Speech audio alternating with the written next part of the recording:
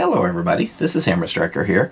I've got kind of a cool pistol on the table. I've got a Smith Wesson SW22 Victory, and by the name you can probably tell that it's chambered in 22 LR. This gun is meant to be along the lines of a competition 22. It's not a concealed carry gun by any stretch of the imagination. It's more of a fun gun, a range gun, or if you're going to do competition involving 22, it'd be a good competition gun. So let's talk about a few of the characteristics. First, we'll start off by picking the critter up and demonstrating that it's unloaded. Notice it did lock back. I have a magazine in it, so it locked back. It comes with two of these steel 10-round magazines, and more are readily available. And talking about steel, the entire gun, other than the grips, is steel. It's stainless steel. So it's well manufactured. It's also heavy for what it is. It weighs 36 ounces. So it's not by any stretch of the imagination a light gun, but again, this isn't designed for concealed carry. This is designed for competition and range, and it's well balanced. So when you are holding it, it's comfortable in the hand, it fits well in the hand, you get a full 3-finger grip, and it's got a few characteristics that make it perfect for that purpose. This particular version has a threaded barrel, so that you can put your suppressor of choice on it. It also comes with a non-threaded version, and then I've seen several other, exotic versions of this. One with a carbon fiber barrel assembly, and some of those. So it's available in a number of flavors, and the grip panels are interchangeable, so you can replace these with different ones that suit your need. Now, I mentioned that it's a little bit on the heavy side. It's also large. It's 9.2 inches front to back. It's 5.6 inches tall. And at its widest point, it's about 1.4 inches wide at the flare of the grips. It gets to be about 1.3 inches wide up at the top. But again, you're not really focusing on fitting this in an inside the waistband holster for carry. If you had this in a holster, it most likely would be some sort of an outside the waistband or a competition holster. While I've got it in this position, I'll show you the sights. They are yellow dot at the back and green at the front, and they're fiber optic, both front and rear. So they're very bright, very easy to see sights. It's real easy to find your target with this, get on target and stay on target. And then additionally, they are height and windage adjustable. So this is the factory sight. I didn't change this at all. I didn't do anything to it, just took it out of the box. And this entire assembly has a screw up here. You can take this whole assembly off and you can replace it with this included Picatinny rail. Kind of sits on like this. And it has an integrated rear sight. It's not the greatest rear sight because it's more of a backup sight. You would put this on there if you were going to put an optic on it. And the interesting thing about it is, I'd mentioned that everything except the grips on this gun was stainless steel. This is polymer. I kind of don't get that. Even this is steel. But the Picatinny rail they provide is polymer. But in all likelihood, you'd be putting a micro red dot or something like that on it if you're going to use it for open competition. But right out of the box with these sights, which by the way, the rear I mentioned is removable, the front as well. You can unscrew it and you can remove the front sight. And the barrels are even interchangeable. When I get it apart, I'll show you there's a screw under here. You can unscrew it and you can take the barrel off. So you can buy longer barrels, shorter barrels, or the carbon fiber barrel or whatever it is that floats your boat. This is kind of designed to be a really customizable gun. Now, whether or not manufacturers will actually pick up and start making the parts is another story. But from the factory, the configuration ability is there. And there's even an adjustable over travel.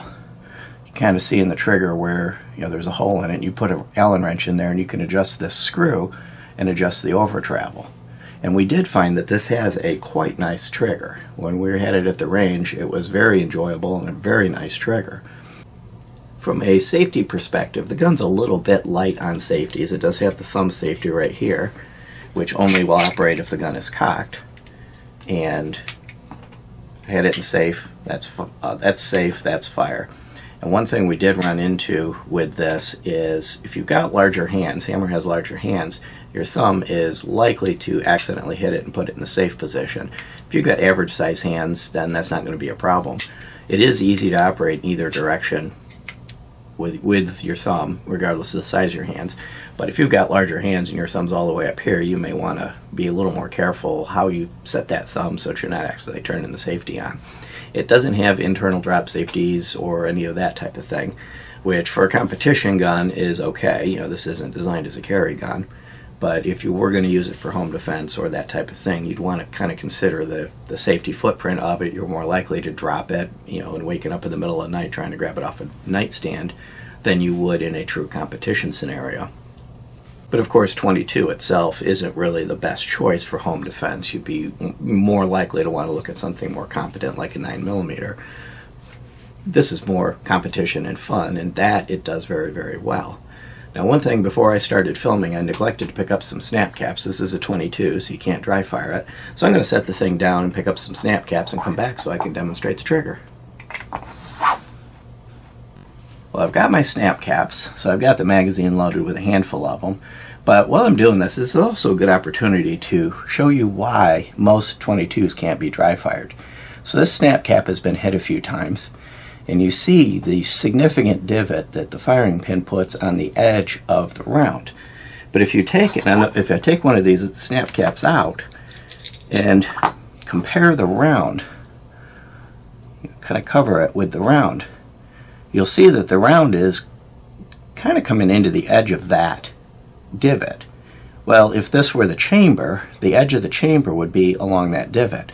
So what will destroy a 22 LR by being dry fired is the firing pin hitting the edge of the chamber and deforming the chamber.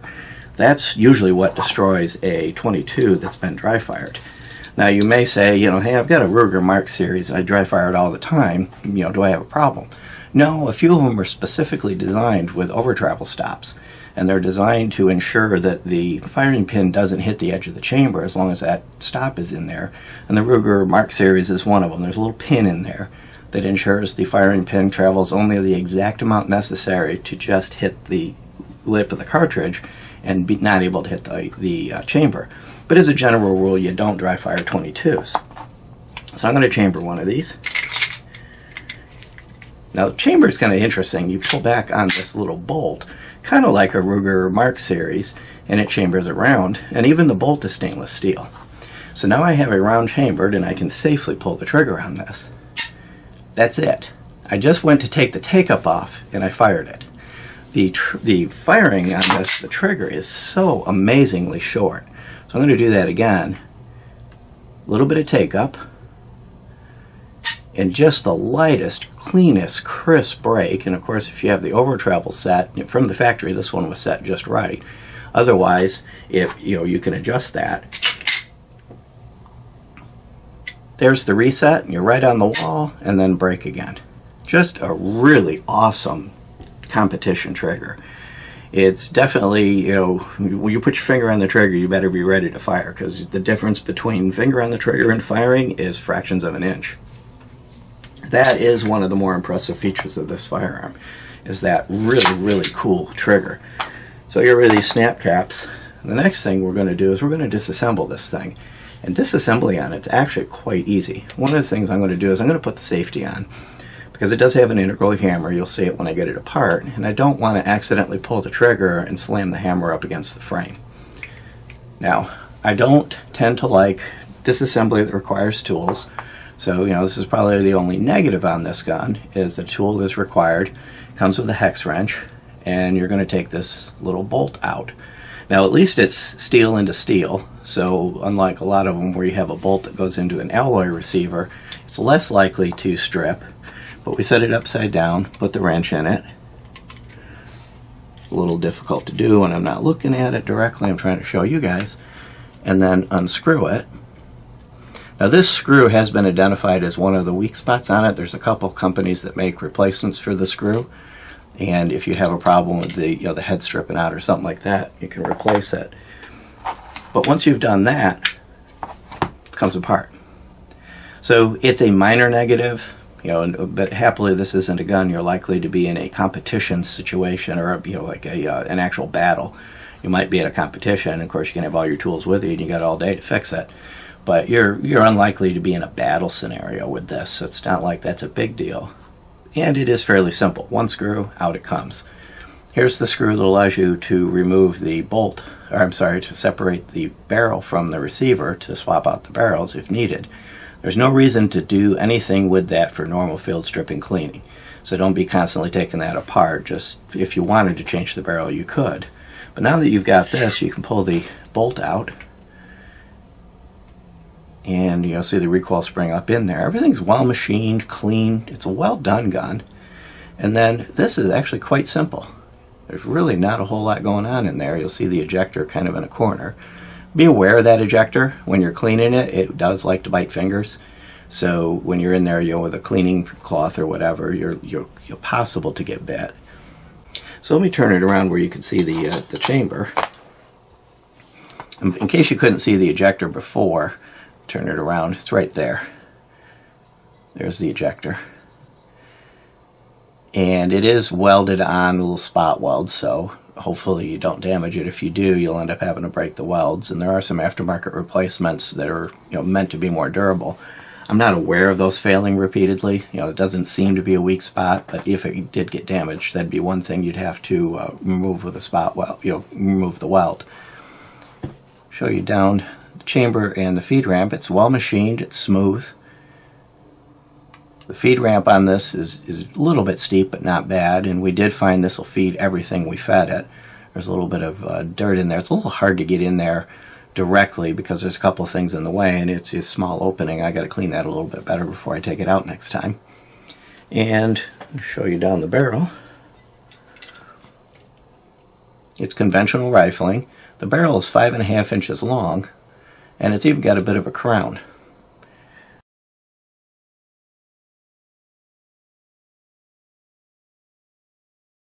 So it's well done end to end. Everything about this gun is just well done and nicely machined. There's a little bit of scuffing up under here, but you can't see it. The frame sits around here, so you're going to get a little bit of scuffing, but it's not visible when the gun's in operation as this moves around a little bit.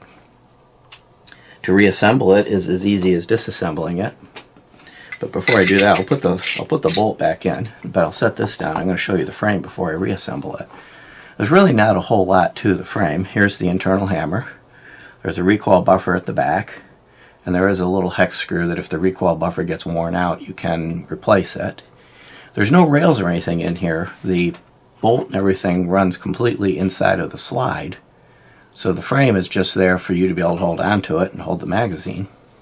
And of course the magazine would come up into the magazine well. So overall, the frame is relatively simple. Well, let's go ahead and now finally put it back together. At one point I may have called some part of this a slide. This is really the upper, and then you've got a bolt that slides around inside of it, inside of the receiver. Reassembling this is as easy as taking it apart. You just kind of line it up. And of course it's much easier to do when you're looking at it directly. There. It does go together really well when you're not trying to do it on camera and you're holding it to turn towards your body where it's easier to line up. But you just line it up, drop it in place, and you'll see that screw hole lines up. Now here's one of the keys to putting in a screw and avoiding cross-threading. Drop the screw in, put your tool, whatever it is, and run it backwards just a little bit, and then run it forward. And what that helps is the threads to initially align. And when I'm going forward, I should get quite a few turns with no resistance whatsoever. And that's the way it worked. Now I did get a little bit of resistance partway through it, but I could tell that it had already threaded. And that resistance is caused by some Loctite that they put on the bolt. So as it rotates around, it kind of hangs up a little bit. But if you get resistance initially, you're probably cross-threaded. Back it off. You may be able to replace the bolt fairly easily, but you don't want to have to replace that barrel assembly that has the nut in it, because it's all integrated and that's the way it is. You're not going to easily be able to replace that. Overall, we found this to be a fun gun. Really easy to get nice tight groups with it. Between the sights, the weight of it, and the trigger on this, it's really easy to shoot this thing well.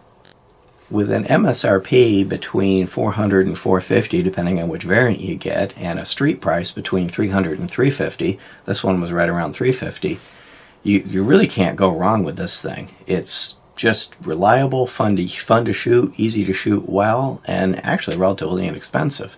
This makes a good gun for first time, for Saturday afternoon, just want to have fun and don't want to spend $100 on ammo, or trying to teach younger shooters and newer shooters how to shoot with something that's going to be easy to handle and work well. It makes a really good choice.